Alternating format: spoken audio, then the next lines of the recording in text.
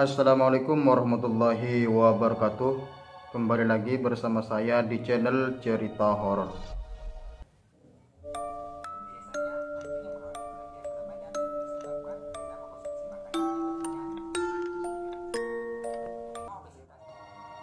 Asrama mahasiswi Belia terlihat temaram. Rayotnya bangunan menambah suram suasana. Dari jendela, kamar terlihat gelap, kosong. Bukan karena penghuninya sudah tidur, tapi memang asrama itu sepi. Hanya beberapa kamar yang berpenghuni. Mungkin para calon penghuni lebih condong memilih kos atau ngontrak di apartemen bertingkat dengan fasilitas kolam renang ketimbang tinggal di asrama tua itu yang royot dan seram dengan fasilitas suara jangkrik.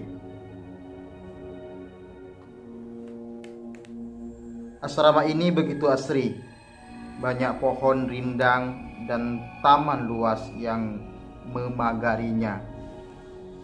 Memang kesannya terkucil, tapi bagian orang melihat itu sebagai kelebihan. Di koridor lantai 5, lampu-lampu menyala temaram. Seorang wanita merangkak mundur dengan wajah tegang. Mukanya pucat pasi. Dia berusaha menyeret tubuhnya menjauhi sesuatu.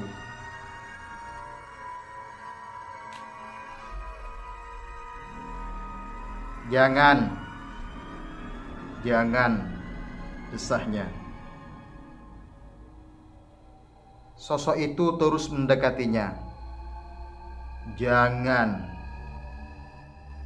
ujarnya memelas. Lampu 10 watt menyala temaram, berjuang sendirian menerangi koridor. Si gadis mengutuk peliknya ibu asrama yang membuatnya semakin susah. Sosok itu semakin mendekat hingga dia dapat melihat keindahan tubuh sang gadis yang pakaiannya sobek-sobek. Sosok itu hendak merengkuh tubuh sang gadis. Jangan, gue gak mau. Sang gadis mempertahankan diri. Gue gak mau mati. Gue belum mau mati. Dia meremas kain yang membalut tubuhnya. Tangannya gemetar dan berkeringat. Sosok itu semakin bernafsu mengejarnya. Gue harus mempertahankan harga diri gue. Harus. Dia terus mundur hingga tersudut di ujung koridor yang tersekat pintu kaca. Jangan. Jeritannya membahana, terpantul-pantul di sepanjang tembok koridor. Gadis itu refleks berbalik, berlari dan tanpa sengaja menabrak pintu kaca menuju teras. Sang gadis merasa pusing karena kepalanya sakit terbentur kaca. Kembali dia mengutuk. Kenapa kaca begitu bening hingga tak terlihat? Selanjutnya dia berusaha lari lagi, tapi malang. Dia tak sadar kalau dia sama sekali belum membelokkan tubuhnya sehingga dia kembali menabrak kaca pintu hingga pecah. Kualitasnya yang buruk membuat kaca itu langsung hancur berkeping-keping dalam 2 kali tabrakan. Kali ini pecahan kaca membuatnya memilih menyelamatkan matanya daripada buta. Oleh karena itu dia menutup matanya rapat-rapat. Tapi dia tidak menyadari bahwa yang ada di balik pintu itu adalah teras. Gadis itu meluncur ke bawah, jatuh dari lantai 5. Dia berharap seandainya dia adalah Spider-Man, tapi terlambat. Tubuh malangnya jatuh di atas kap sebuah mobil. Kaca depan mobil tak mampu menahan berat tubuhnya. Maka dalam gerak slow motion, kaca mobil pecah sebelum tubuh gadis itu menghantam mobil.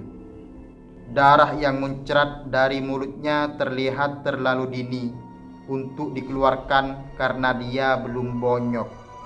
Sayang sekali, ini menunjukkan ketidakkompakan kameramen dengan pencatat adegan.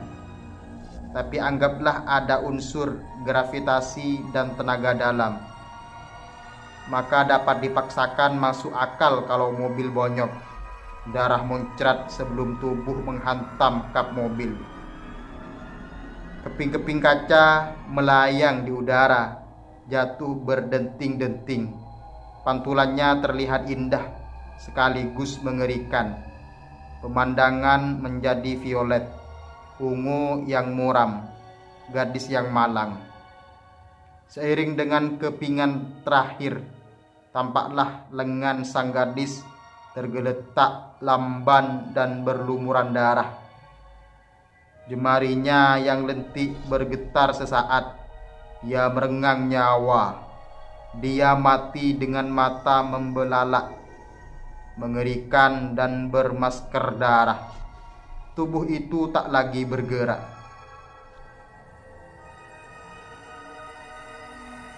Sekian dulu ceritanya, dan saksikan cerita selanjutnya di Cerita Horor.